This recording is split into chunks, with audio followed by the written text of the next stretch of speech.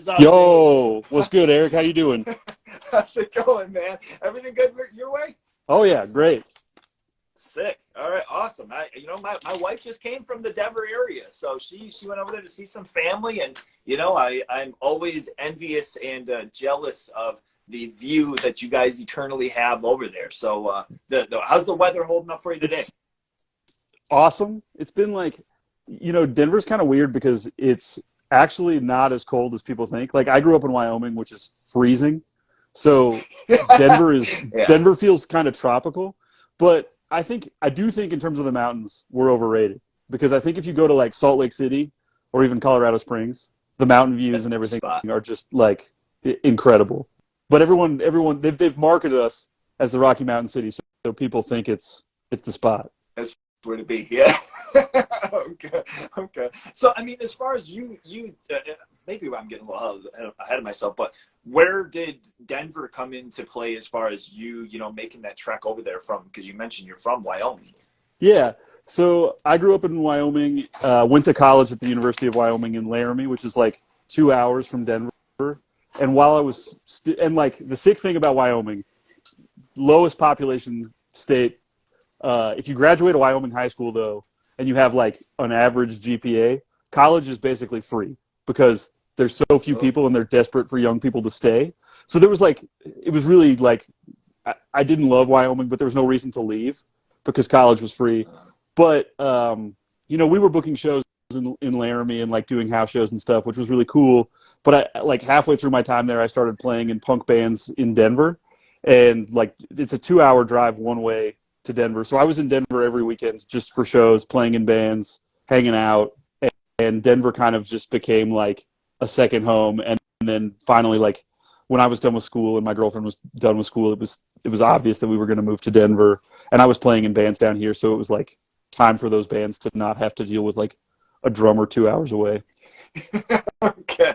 I mean, now, as far as like you growing up in Wyoming, was there a pretty happening like music scene there? Like I'm trying to pick off the top of my brain. Fuck no. As far as... Yeah, I mean, so I grew up in Sundance, Wyoming, which is like the northeast corner of the state. It's right by Devil's Tower, which is like the first national monument, really close to like Mount Rushmore, South Dakota. Like we drove to South Dakota to like go to a movie theater. So I would drive an hour one way. Like I think probably the biggest shows that happened near me, the day I got my driver's license, Converge had like an off day show in Gillette, Wyoming, on the Axe to Fall tour, and they played this Knights of Columbus Hall to like 15 people, and I went to that.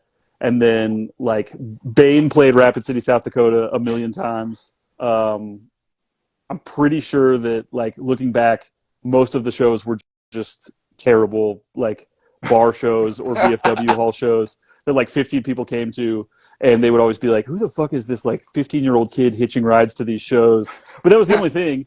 And then when I got to Laramie, there were actually like some hardcore bands from Wyoming. So this band called Reproacher, another band called Stoic.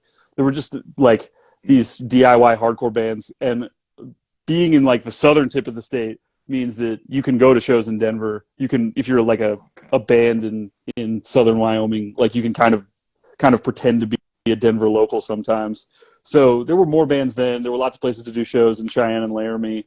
But yeah, I mean, it's honestly better now than when I was a kid. Like now Laramie's really got a great scene, and there's kind of stuff going on. But when I was a kid, like there was nothing. It was like a huge deal when like Terror and TUI played this like barbecue restaurant in Rapid City, and I remember being like, like, this is the biggest show I've ever been to. I was like 16, and looking back, there were probably 40 kids. Oh, shit. I mean, but even Denver too. Like, I feel like that's something within, I don't know, would you say the last 10 or 15 years to where like bands have actually kind of made that trek? Because it's like, not desolate, but like it wasn't really something where you all of a sudden started hearing this like pop up of like bands and like different cats claiming. It's like, holy shit, when did Denver happen? But like there's tons of shit going on now. Yeah, well, I mean, Denver, so the thing about Denver is like touring in and out of Denver is fucked. Like Salt Lake City is 7 hours on the most dangerous stretch of interstate in the United States. Albuquerque's 6 hours. Like you can play Wyoming, but it's really small towns. You can play like Wichita, Kansas. Kansas City's 8 hours. like you're just kind of fucked. God, And so man. for a long time, I think like a lot of people in like DIY hardcore or metal or punk just were like, it's not worth it. Like there's no reason to do that. We'll hit the coasts, we'll hit Texas to get across, or we'll cut across like, you know, a little further north.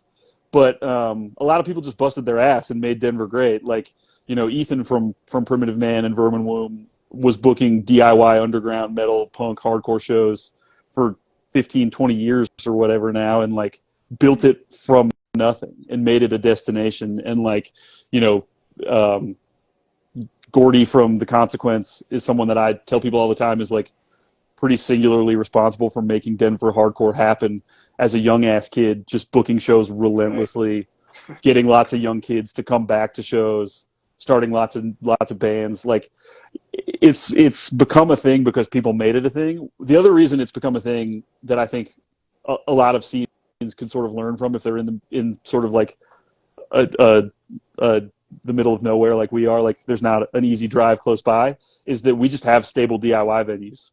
And we're really lucky that we have stable DIY venues. Like we've had Seventh Circle for like 10, 11 years now. And before that it was Blastomat.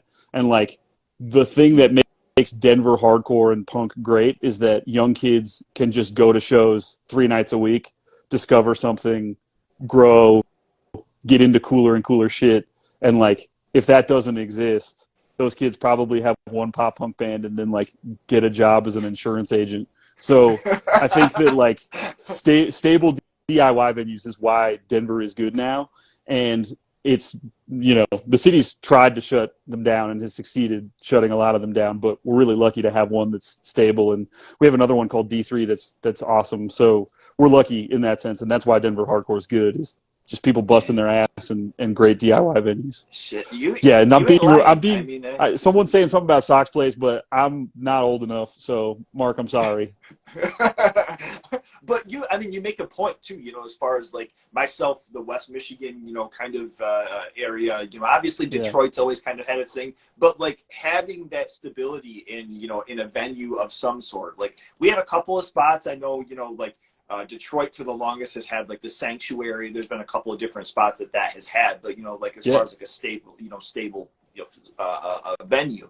And that's something that's like sick, and you know, and being able to have the opportunity talking with Gordy, like what a rascal, first and foremost. Yeah, but, exactly. Second, you know, he's absolutely, you know, like about his shit, and like you just kind of hearing his story and like how just relentlessly, like you mentioned, just kind of keeping it going too. So it's sick, man. It's awesome. You know, totally. Well, and something like the Sanctuary, like I think one of the things that people underestimate in terms of getting touring bands to come through consistently is like if a touring band is like, oh, I always see Denver on the tour poster, and I always see Seventh Circle Music Collective, or I always see Detroit and I see the Sanctuary, then they're going to try to book that town. Because they're like, oh, there's a spot, and like there's shit going on. There's a spot we can play. And like that's a big part of what's made Denver great. Whereas like other cities near us, you know, like Salt Lake or whatever, like they've struggled to build up a consistent spot. And now there's consistent spots in those towns, but it just took longer to develop. And I think that's what gets people coming back. But yeah, I mean, like there's also just, I was telling people a couple of years ago, like Denver's great right now, especially coming out of COVID, because there's all these young ass kids that are excited that Gordy brought to the shows. And, you know, it'll go through the cycle of all of them having beef, all of them like breaking up and deciding they hate each other, trying to cancel each other.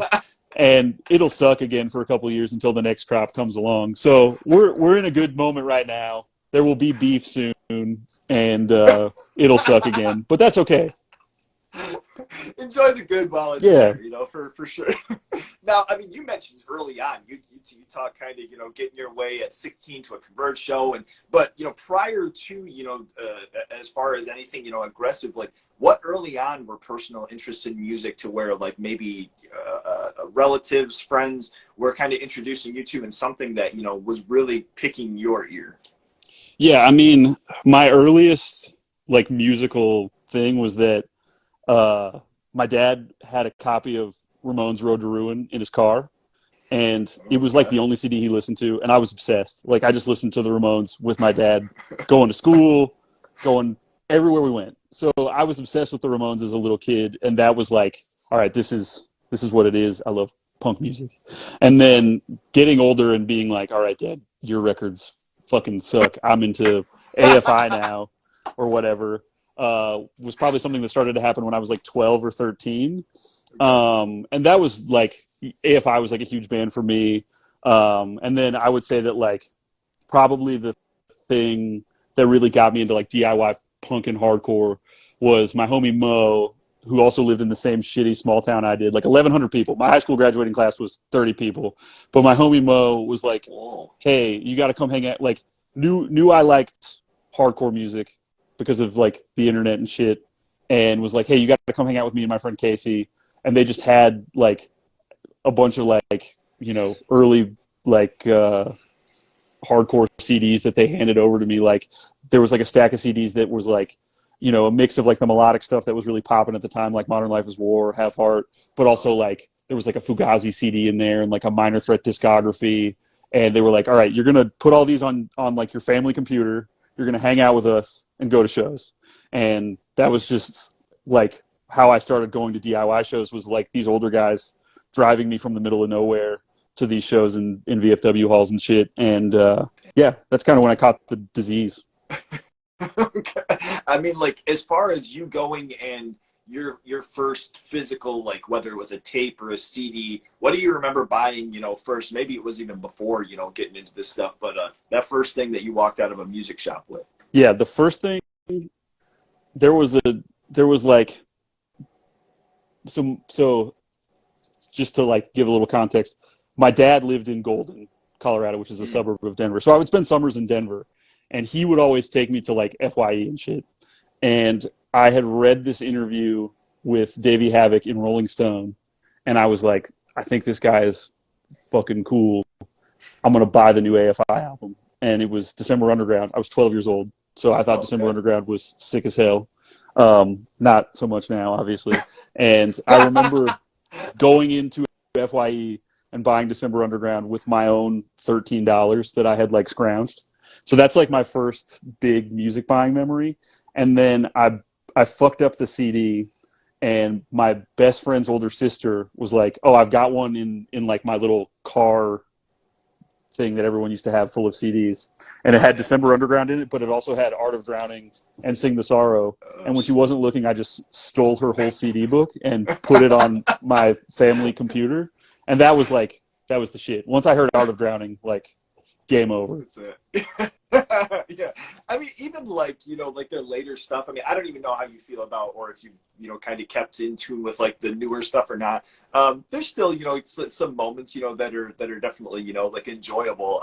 But compared to that earlier stuff and more faster, you know, like punk realm that they were in, that band was, you know, untouchable for a second there. There was some real shit that they had. I mean, when I recontextualize like the later stuff, like here's the thing, Kiss kicks ass.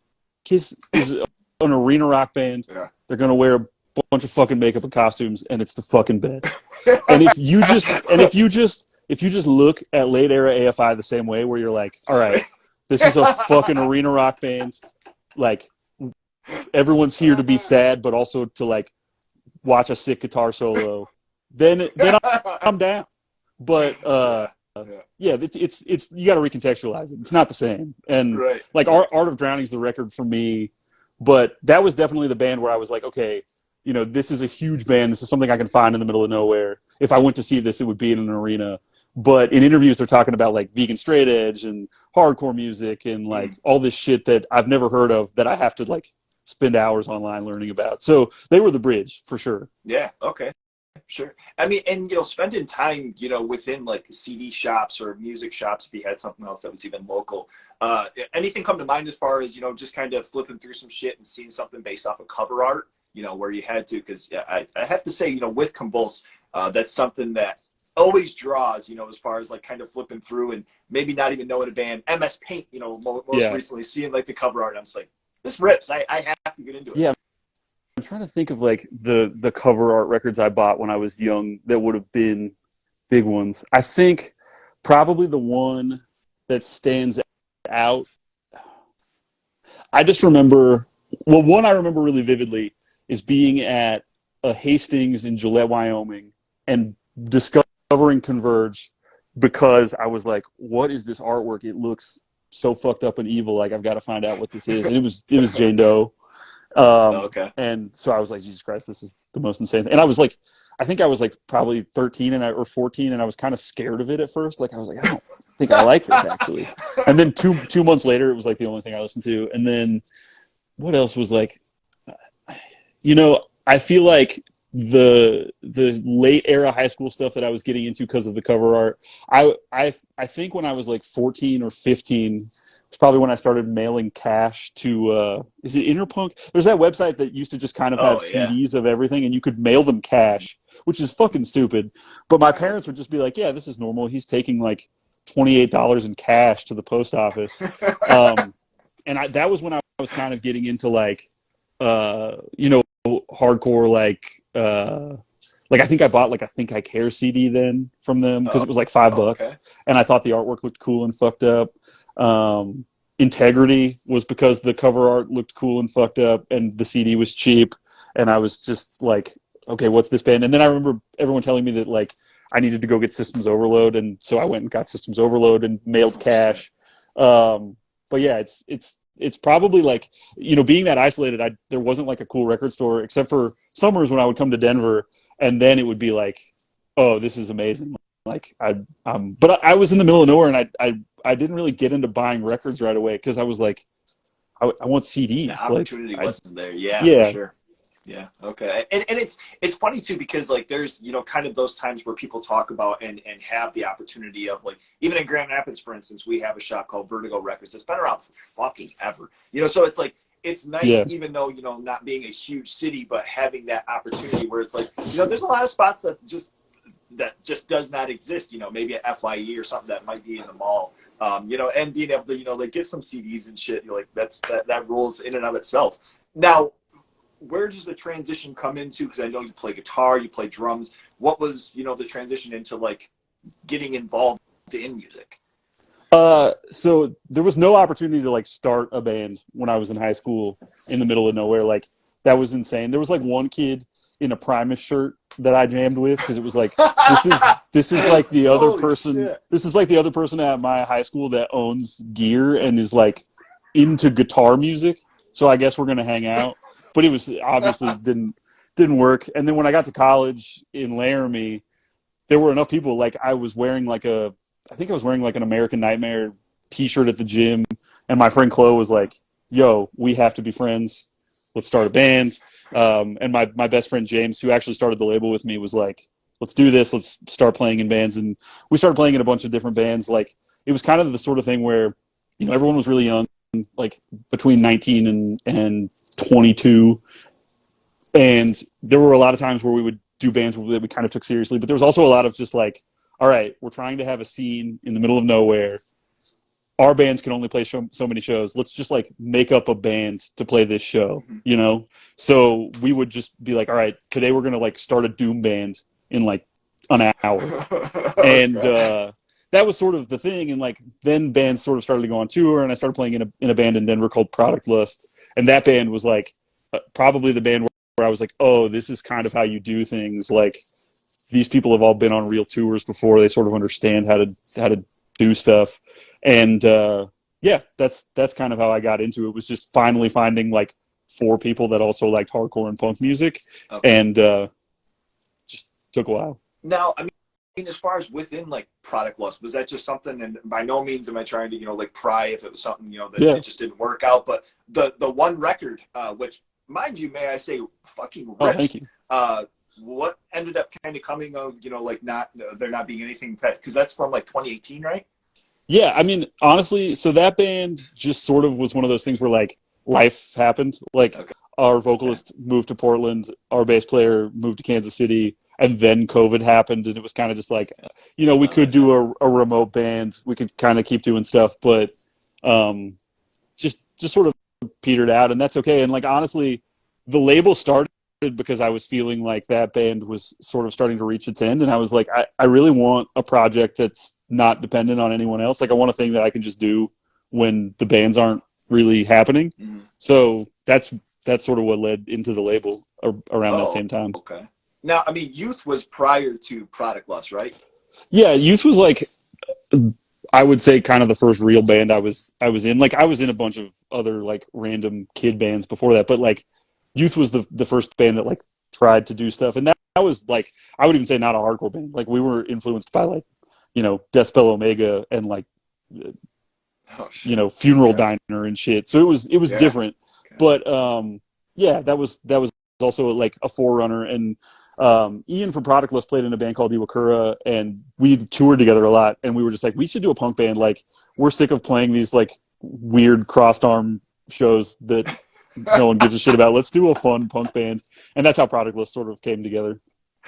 Oh, crossed arm. It's so relatable. I love that that anywhere in the United States, you don't have to just be somewhere. You can go to a show and there's plenty of crossed arm cats that are just kind of sitting there hanging out. Yeah, well, and like we were like, hey, we're gonna just play like dissonant chords and like weird skronky shit for 10 minutes. So of course that was the vibe of the show. Shit. Like we were Right. intentionally doing that, but yeah, it's everywhere you go Right. for sure. Yeah, for sure. I love that. So as far as your first drum kit, how does that come about? And what kind was it? What memories come from this first kit? Okay, so worked at I worked at a Subway in Sundance, Wyoming for 5 years. I started working there the day I turned 14. Worked there until I left home, Shit. and my shift manager at Subway played drums, and he said he liked punk music, but he like mostly just really liked Rise Against. Like that was it. Oh, okay. And Okay. I thought it was gonna be one worse. Rise Against is no, yeah, that's not bad. Okay. for middle of nowhere like punk guy, that was Yeah. great. Yeah. Because he could have just been like, yeah, man, I play drums, and like I have a giant Seether sticker on this drum kit I'm about to sell you. That's kind of what I was Yeah, expecting. but he came up to me and was like, hey, I hear you play music. I've got this old kit I'm trying to get rid of, and I was 14, and he was like, you can have it if you can get it from my parents' house to your house, and you give me like $100 or something. And it was like just a piece of shit. I think it was probably like the low end Tama that they used to make that was like classic pawn shop kit. Okay. And I remember the hardware was all like just basically destroyed. But that was the first kit I got. My parents were not like, it was one of those things where I don't think they thought, they were like, oh, this is great. He's got a job and he's like being responsible. But within like a week of having this job, I like bought a drum set, and they like caught me like smoking weed. So I think that they were immediately just like, oh, we fucked up so bad. But yeah, so that was the first drum kit. It was not great. Oh, I shit. covered it in stickers, and Okay. it went back to a pawn shop like 2 years later. Okay. I mean, but even in that, like, I always appreciate, like, even myself, having like, it was like a Pearl kit, at first, and though being new, it was still very entry level. It wasn't anything that was like Yeah. overly amazing, but it's just those times of like that learning and that innocence of sitting down and kind of having like, what the fuck am I doing? And what were some things, maybe CDs that you were playing with, or was it just something where you were just kind of learning the basics of like hand and foot motion when you're first starting to play? I remember when I got the kit, my goal was to try to like learn in utero, like front to back, Oh, okay. and Okay. that was like a big one. And then what else was I probably playing too? I mean, I'm sure AFI, and I remember probably just being like, oh fuck, I can't play fast enough, and then just trying to play faster. Okay. Yeah, probably those were the big ones. And then I guess around that time, I was also listening to a lot of like, like I remember a big one actually was like discovering Ceremony when I was like 14 years old or 13 or something, Oh. and being like, all right, now I got to try to play that fast, and like Oh, trying to okay. play along to Okay. Violence, and getting really frustrated. So yeah, those were some big ones. Oh man! So you kind of mentioned, as far as like playing and kind of getting together with some cats, but bring us back to this first show. You don't even necessarily have to mention what the band was, Yeah. but just if it was more of a nerves, if it was more of an excitement, did anything kind of go shitty, where it was Yeah. like the next times after this have to be better. First show I ever played was at an Irish pub in Laramie, Wyoming, called O'Dwyer's, still there. They let us so they had a room that was a restaurant that they would let us do shows in for a little while. and I was so excited, and I was like, no matter what, I'm just going to jump around a bunch. And I ripped my pants open almost like immediately, and also knocked over my cab. And what else happened? Yeah, and Oh I think my that's god. about it. It was bad. We played for like 8 minutes, and that Oh that was man. it. So this was guitar, right? Yeah, You I weren't was playing like doing guitar, all the and also okay. someone came up to me after and was like, "Yeah, I mean, like they only get better from here." And I was like, "Yeah," and that one was so good. And then like an hour later, I was like, "Oh, I guess we were really bad." And Oh yeah, you just man. don't know. I was like a kid. Yeah. Holy shit. I mean, Oh, I so guess with actually I should take that. I take that back. That's not okay. true.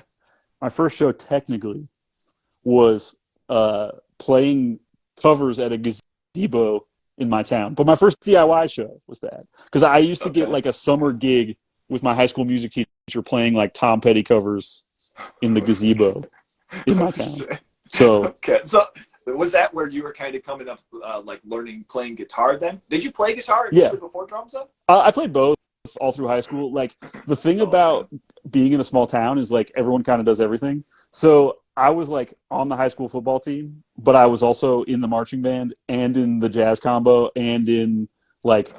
all this other shit. And we had a jazz combo, and it was the sort of thing where it was like, all right, for this song, Adam, you're gonna like play guitar, and the next one you're gonna play drums. And I was just I wasn't good, but no one was better because there was no one in my high school. So Okay. that's sort of where I started like playing instruments and stuff was at school. Oh, okay. Now, did you do like percussive? I know you mentioned Yeah, like guitar, but that probably would have come with like a jazz yeah, of some sort, like and I ensemble, right? played yeah, and I played drums in the jazz combo too, and I played like quads and marching band, which was fucking miserable, and Jeez. played drums for like I played drums for everything, like the pep band, like high school choir, like again, there was nothing to do.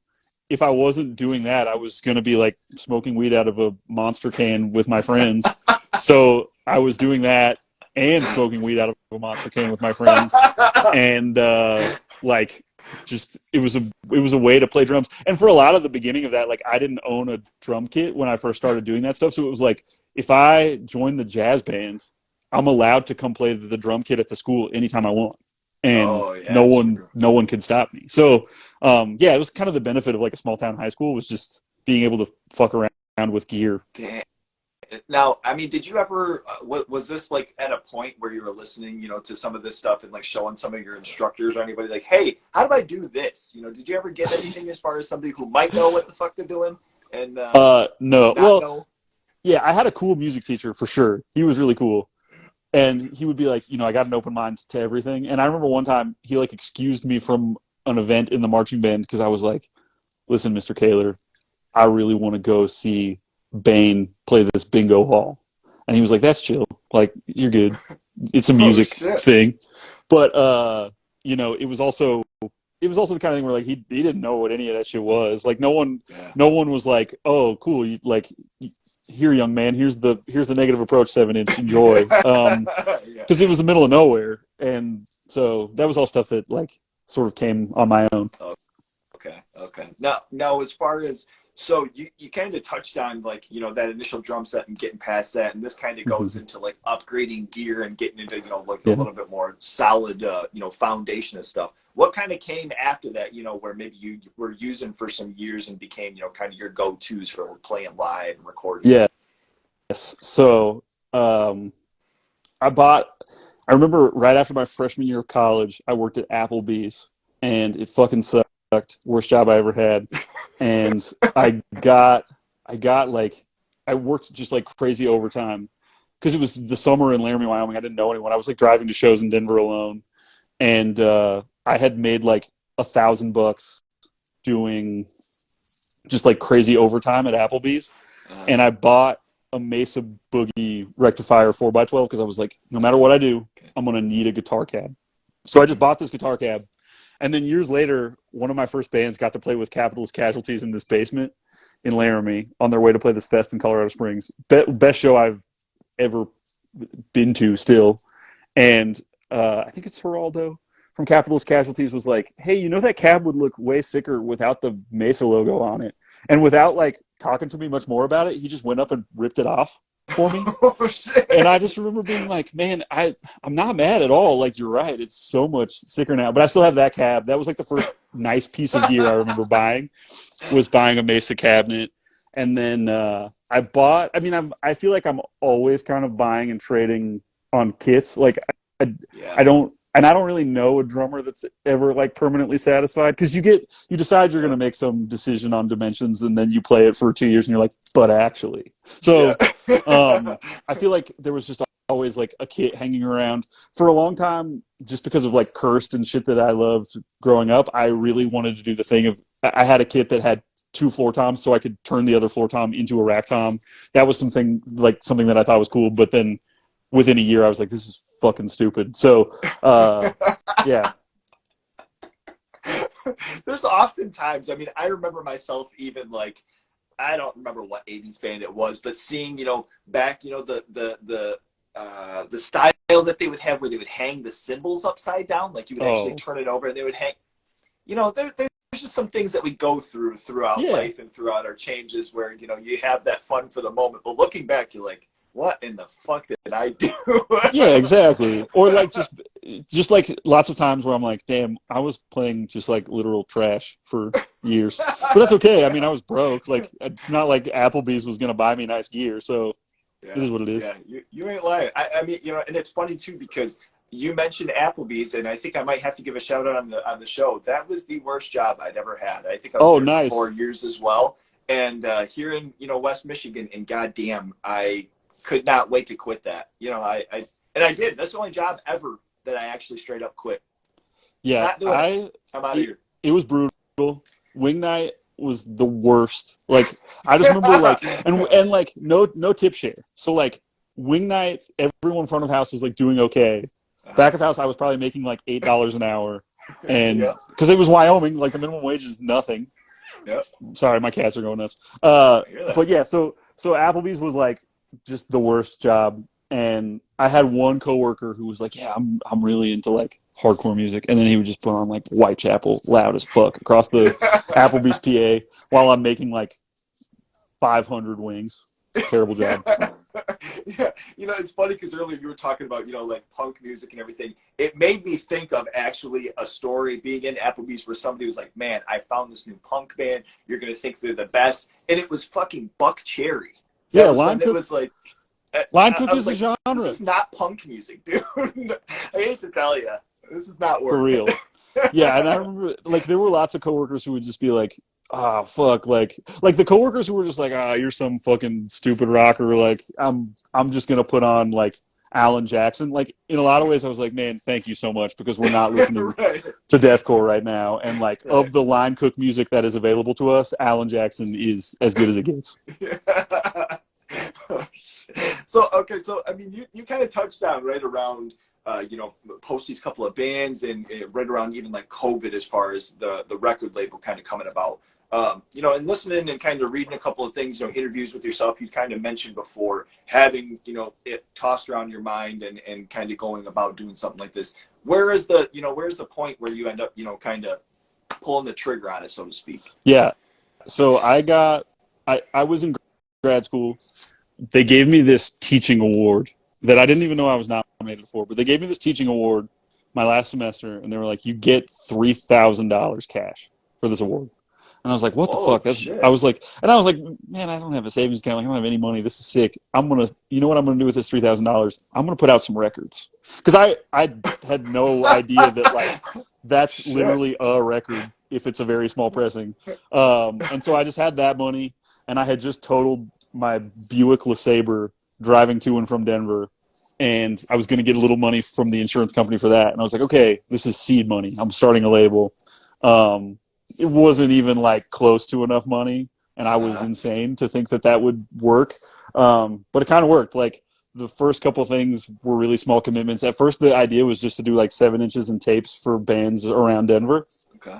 And then I always tell people, like, the label sort of restarted during COVID, because during COVID I was just so bored and sitting around not playing shows that I just started hitting up bands that weren't from Denver being like, yo, let me do a record. Like, I like what you're doing. Like Punitive Damage and Military Gun both happened just because I was like, well, I'm fucking bored. These are cool projects that like I sort of know of because I had booked RJC. And so from there it was just kind of like, all right, I guess this is the thing now. Like I've got all this time to kill during COVID. But the label sort of like kind of started with doing a couple 7-inches and tapes, and then it really started with doing the Goon record and doing just other bands' records like sitting at home during COVID. Because I never thought I was going to do a band's 12-inch, and then Goon were like, yeah, no one's gotten back to us about putting out this LP, and I had heard it, and I was like, oh, fuck that, let's go. Dude. So you ain't lying. Yeah, that's when it really kicked off. Still in today, full force. I keep on, like trying to look and see when the announcement, because I know that they kind of put out little things of, being in the studio. That fucking band, man, and that first LP is so sick. Perfect punk record. Absolutely. I love it. I mean, Can't ask for more. New stuff on the way. I don't know when, but new stuff on the way, it sounds like. So get excited. I'm so excited. I know. It was funny because it was just a couple of days ago. I was actually there. Probably last week. I was like on eBay and kind of scouring through little things. I was like, man, I really want one of these shirts. I go on Convulse and it's right there. My size, the only fucking shit that you have left.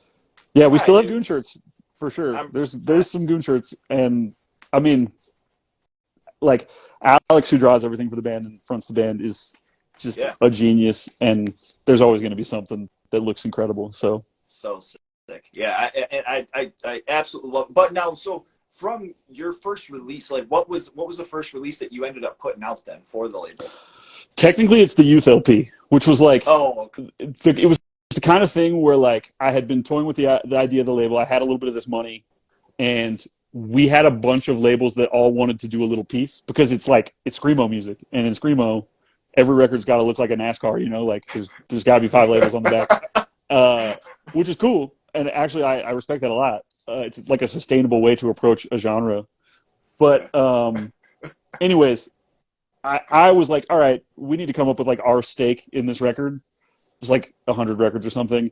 And I was like, this is a good time to just put the Convulse logo on something and give it a try. And that was the first time. And then the FOM 7-inch was right after that. And then the Blood Loss 7-inch was right after that. And those were kind of like, that was when I was like, all right, 7 inches and tapes, bands in Denver, just real small runs, like keep it simple. And that didn't last. I mean, what was it like outside of Denver then? Where that was that? Well, because Goon was they're from yeah, Goon was Denver. Too, so right after the Goon record, there were 2 submissions in the inbox, and they were probably like 2 of the first 5 submissions we ever got.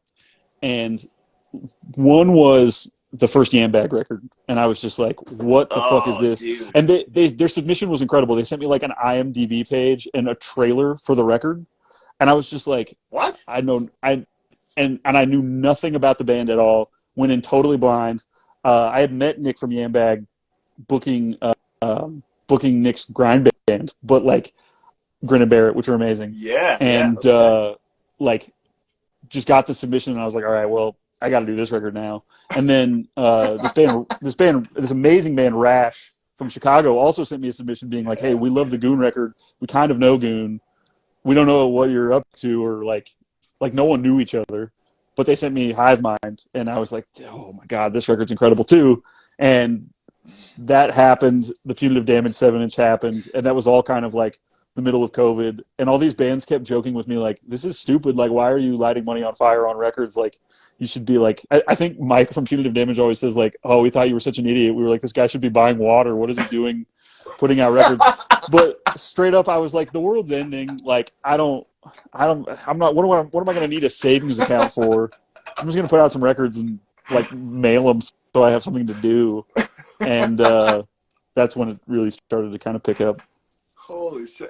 I mean, and you touch on that too, like as far as like myself being introduced to, and I think you've talked to Brett, right, from Prison Suicide, and mind you talking about Ramones too. That's another goofball that will not shut the fuck up about the Ramones. I have to sit there and listen to. So you guys have that in common. I don't know if you ever knew that or conversed about that. Let's go. Yeah. But but from hearing Military Gun, from hearing Goon, just all these different things, where I'm kind of going and kind of picking up on like, holy shit, I hadn't heard for a little bit, maybe the first like couple of years that the label was around, and then all of a sudden maybe it was around 2019, 2020 where I started kind of picking up. So now as far as like having on a label, releasing some more things, and having kind of an understanding, what were some huge learning curves or learning points of this, where you don't necessarily think of taking on something like this? Yeah, I mean, I always joke that like if I knew the full scope of the label, I might not have done it, and I'm really glad I did it. But there was a lot of just being like first and foremost, doing the label, like everything costs way more than you think it's going to. Like you jump in and you're like, I'm gonna do a run of 7 inches, and it's only gonna cost this much. But you don't think about like, oh, I got to think about the cost of like mailers, and I got to think about the cost of like all this other shit, and that's the big one. Is just being like, all this shit's way more expensive than you think. And I'm sure every DIY label has been like, fuck, first 5 releases, we charged way too little money for the thing.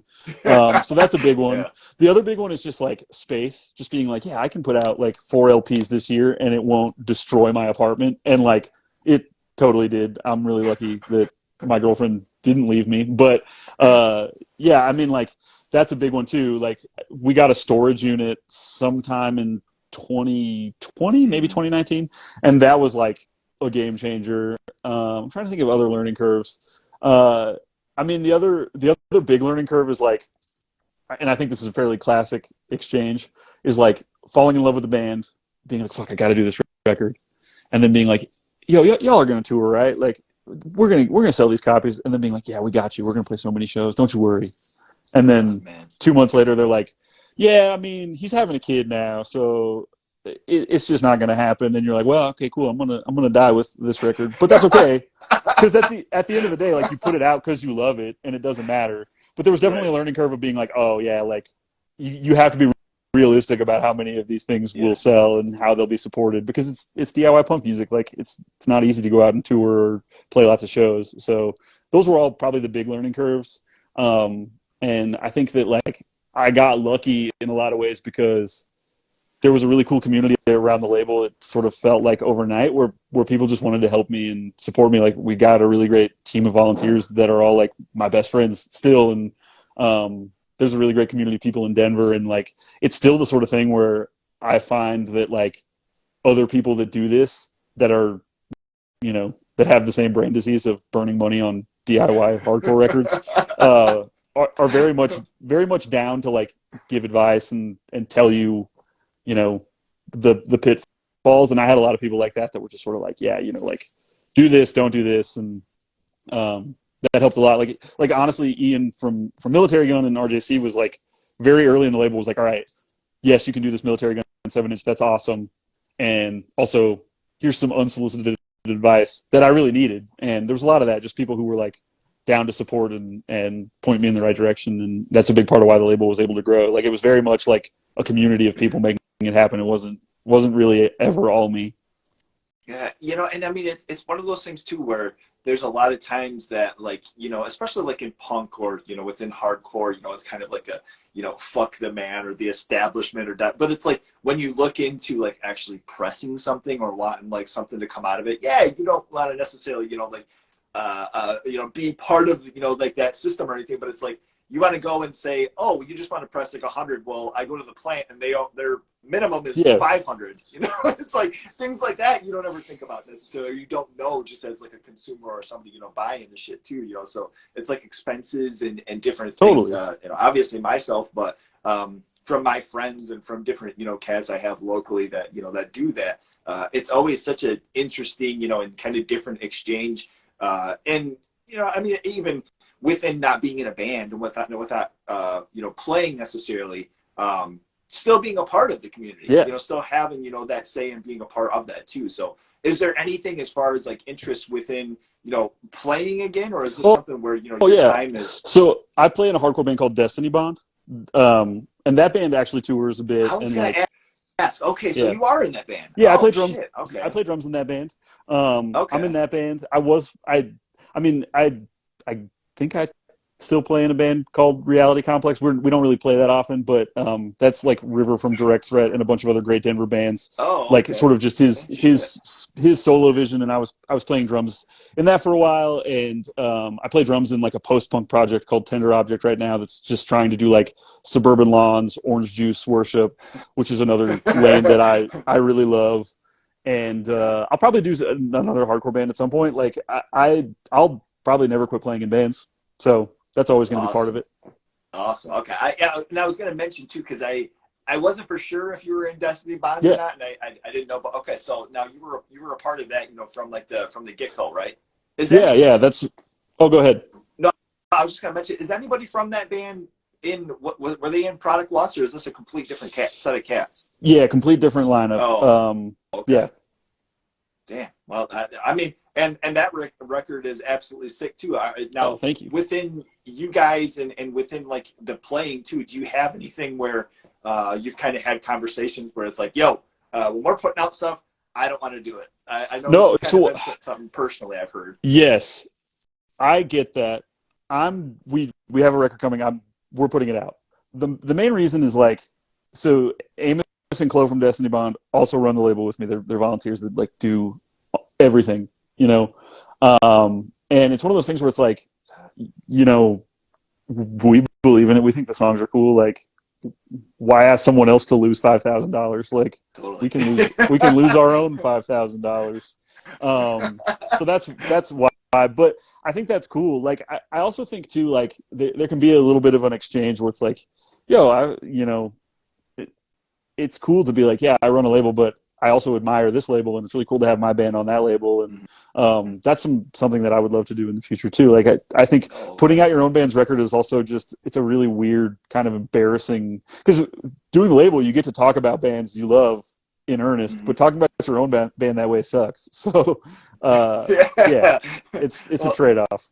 I think it's just always been kind of one of those things where it's like, I have this for like helping out others. I don't want to utilize this as far as like, like putting out my own shit. I don't think necessarily like an embarrassment. I don't think by any means it's that. I think it's just from personal exchange. That's what I've gotten out of it. But, that's always been, a thing as far as like kind of being, detached from that. It's like, why the fuck not? Like, yeah. That's rad. Like, you should love this shit, right? Yeah. And I mean, the other thing is like, and Convulse didn't really start this way, but I mean, how many of the labels that I love and admire just started because someone was like, you know what? None of the labels will email me back. Fuck that. I'm doing it myself. And like, then it became a great label. And I think that spirit matters, of just sort of being like, all right, no one believes in us. I believe in us. Like, or, we believe in each other. And that's a big part of the ethos of Convulse, is just like this community of bands, especially located in Denver, that are just like, all right, no one pays attention to this corner of hardcore. Guess we pay attention to each other and believe in each other that much more, and that's what makes it matter. So say and especially for 2023, up and coming. You have all these different records. You guys just announced you have a new entry, which I'll be having Sarah on to be able to talk that. Sick. Super psyched. The new Gel record, god damn it, dude. Just talking cover art, even the art that's on that. Like nothing. That's overly crazy, flashy. That record just aesthetically, is pleasing. And then you put it on, it's ridiculous. I mean, absolutely sick. Now, was that something, as far as getting a hold of them, was that like a submission type thing, or was that like hey, this band rules? Gel is the most like organic thing, because straight up from the Goon record on, I think Anthony and Bob from Gel were just buying everything in the store. And like, I didn't know who they were, but like their names just kept coming up. They kept buying records, and we had talked a little bit online. I think I might have sold Anthony like a Vile Gash hoodie or something. And then Convulse weekend came around. We were booking this fest, and I was like, we've got this. We did the first announcement, like 10 bands or whatever, and Anthony messaged me and was like, hey, most of Gel want to just go to this fest anyways to hang out. Do you mind if we play? Like, could we just play? We're not worried about the money. Pay us what you can. We're not worried about anything else. Like, we're already going to get on a plane to hang out because we love most of the bands you just announced. Like, can we play? And I was like, you want to play? Let's go. Yeah, play. Yeah. And they were great. They sounded fucking incredible. was my first time seeing them. They were so nice and just so down to be a part of it. They were watching every band. They were so excited, and I was like, this band kicks ass. And then I was already really in on this band, Cold Brats from Romania. We were doing a sort of discography for Cold Brats, and Anthony was like, I want to do this split with Cold Brats. And I was like, oh my God, that sounds amazing. Let's do it.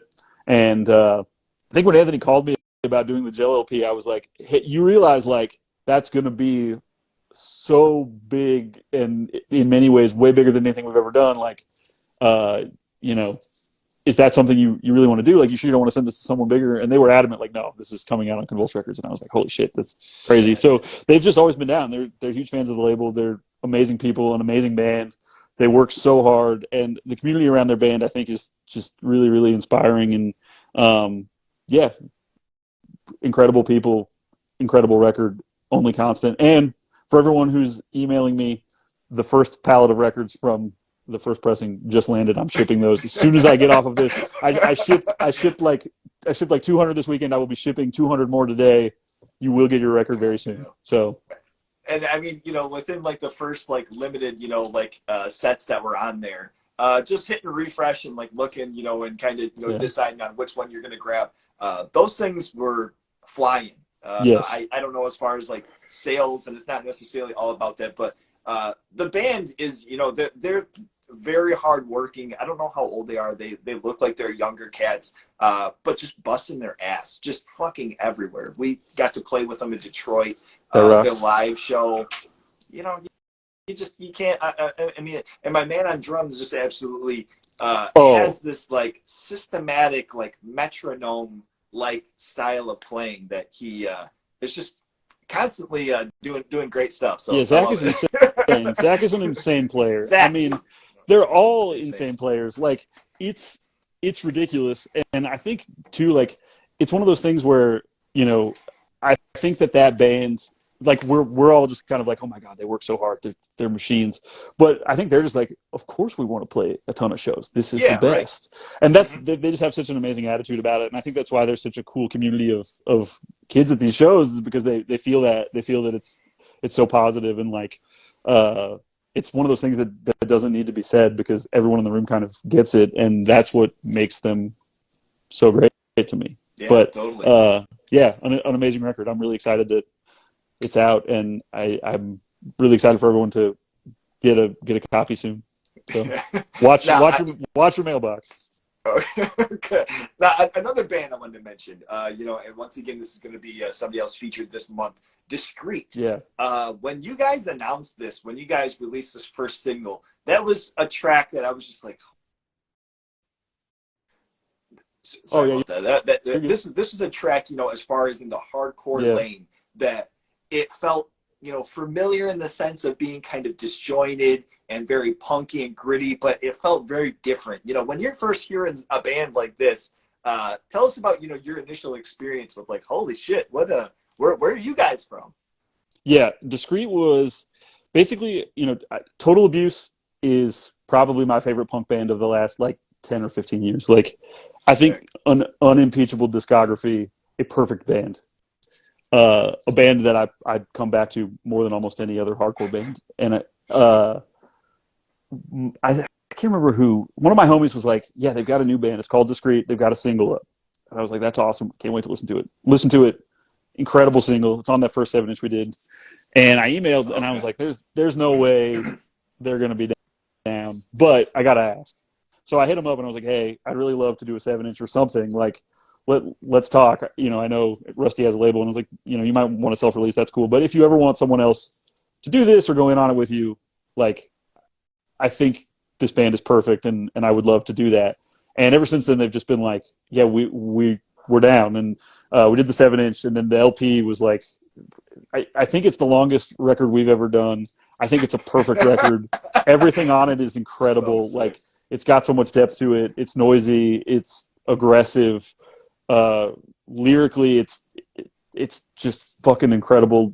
Rusty's lyrics are always like something that I come back to, that I sit with. Like, one of the things that I talk about all the time in terms of like submissions or hearing a band is like, if I see a band or I listen to something they sent me or I listen to something I find online and I can't stop thinking about it. Like a day or two later, like I'm driving around and I'm just like, damn, that line. Like there's a line on the 7-inch that Rusty's talking about, like cutting your dick off with a pair of scissors, and it's like Yeah. it shouldn't work. I should be annoyed, and it works perfectly, and it's all I'm thinking about. It's the only thing I'm thinking about. I can't stop thinking about it. It makes it a perfect 7-inch. That's the kind of thing that just sort of like sold me on the band. Is just I don't think that there's a dud in the Total Abuse or Discreet catalog, Yeah. and it's just an honor to get to work with them. So that was, I remember just being shocked that they emailed me back, honestly. Man, and was Heroin, was that the first single from this Yeah, King LP Heroin.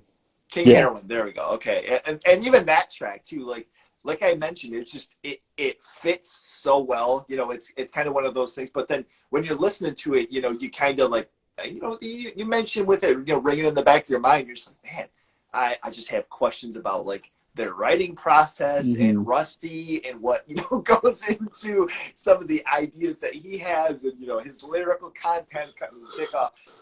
You know, I can't wait. I'll be able to dig into that and hopefully hear more. And finally, you know, I wanted to touch on as far as, you know, Compassion, and then yet SWAT. SWAT was another earlier band I remember hearing, you know, as far as Convulse and being introduced to with a name like that, you know, and Spencer's work, you know, within both bands too. I mean, we're you know, from now, okay, SWAT was first, right? That was, SWAT was first. He did with Ian. Yes, SWAT was first. SWAT was, we had done the Military Gun 7-inch. Ian and I were talking a lot, and Ian was like, "Yeah, I just did these iPhone demos," and I was like, "These sound done," and he was like, "Yeah, I think they're done," and I was like, "That's fucking insane." Wild that you did this on an iPhone. And it was obviously like all people from projects that I didn't like. I obviously knew about Drug Church, and I'm a huge End of a Year fan, and a huge Self-Defense fan, and so Pat Kinlan being on it was really cool. But you know, I hadn't heard everyone else's affiliated projects yet. Like I hadn't heard Compassion yet. I hadn't heard Public Opinion yet, but I was just like, I got to do this demo. Like let's do this. And it was really cool, really exciting. I hope that more comes from it. And then Compassion probably came like a couple months after, where it was the same thing where it was like, it stuck with me a couple days after. Like I listened to the Compassion demo and I was like, damn, this is like something I can't sort of shake. Like it's just done exactly the way I want this style to be done. There is not an ounce of fat on this demo. It's exactly what I want. And it's a style that I feel like it's just fucked up all the time. Yeah. And, I was like, yo, Spencer, I don't know what you're planning, but like, if you're going to do something else, please let us do it. And it was probably like 3 weeks later that Pacing Animal came in, and I was like, fuck, this is exactly what I hoped came next. So that was a really exciting one. And Public Opinion came out of the SWAT demo too, because Ian was like, yeah, Kevin does this other band. And I was like, fuck, this is awesome. I love the Hives. Like, I love a lot of like Jay Reatard. I love a lot of the stuff that Kevin's sort of mining here. Again, like No Frills Rock and Roll. Again, like not an ounce of fat, but a different style, and something I really dug. And that record came out of it too. So in a way, like the SWAT family tree is kind of like a huge part of Convulse.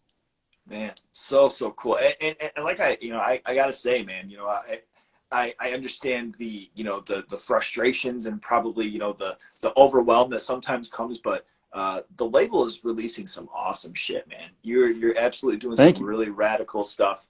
I have lots of local friends in the music community and friends on here that we kind of go back and forth, you know, and so we appreciate it, dude. We appreciate all the awesome shit coming out, and I'm only assuming there's going to be, you know, a couple other things, maybe even this year, that I've seen, you know, kind of little leaks here and there, and things that you've been posting up. So, yeah, I mean, anything that you have coming up, you know, that you can talk about. Yeah, totally. I mean, the new Gumm LP is coming next month. Yeah. Okay. Gumm from Chattanooga, Tennessee, amazing band. If you like Rev Summer stuff, but also like a band that is deceptively heavy, a band that is incredible live. They're amazing. They're going to be out with Drain on the West Coast. If you're on the West Coast, go see them. And they'll be touring a ton, but they're an amazing band. The new Entry 7-inch, like Entry, have been a band that I've loved for a long time, a band that Product Lust actually played with a ton, and finally getting to do a record together is really exciting, because they were supporting the label when like nobody was. So the single, the video that just dropped. They're just a fucking great Energy. hardcore band. Yeah, and then there's a new LP from the Legends, Spine from Kansas City. Uh, I think hardcore is a genre that doesn't reward longevity, and to be making the music they're making, I think now 10 plus years down the line, Shit. third LP, like just a fucking incredible band. That's getting announced very soon. Eyes peeled for that. That's also Okay. just an honor Damn. because that's a band I've respected and looked up to for a long time, and really excited we get to do that one. So that's everything that's in the immediate future. And on top of that, second presses of Gel and MS Paint, which I know people are looking forward to because a lot of people miss those records. So that's all going on. Awesome. Fuck, dude, that's so sweet. And yeah, I mean, you can't really cut out any of those, to be not on the same playing field. You have Gumm entry, and then you're mentioning something from Spine too, like all kind of different in their own realms, but Yeah, all like absolutely yeah. I mean, energetic, dude. I It never makes us excited. totally. I mean, I never wanted there to be like a convulsed sound. Like I never wanted it to be like this Yeah. is strictly this kind of hardcore. Mm-hmm. That's just not like I respect a lot of labels that do that. I think that that's cool sometimes. But for me, it was always more exciting to be like, how can we sort of like put together like a group of bands that are all really different but kind of complement each other in cool ways. Like how could we make this the ideal mixed bill? And I think like this year's release schedule is just really exciting because of that. Like to be able to put out a record from MS Paint and then a record from Spine is like the dream. So sick. Dude, this has been absolutely awesome, man. I really appreciate the time. I appreciate the work that you're putting into all this. And I'm excited to be able to kind of dig into, the rest of the month's interviews and speak with other cats, from, the various bands that are on the labels there. So, really excited to kind of hear their personal stories and, here working with you and with you guys. So keep up the awesome work, man. This has been so sick. Thank you. Likewise, Eric. This has been a blast. Thank you so much for having me.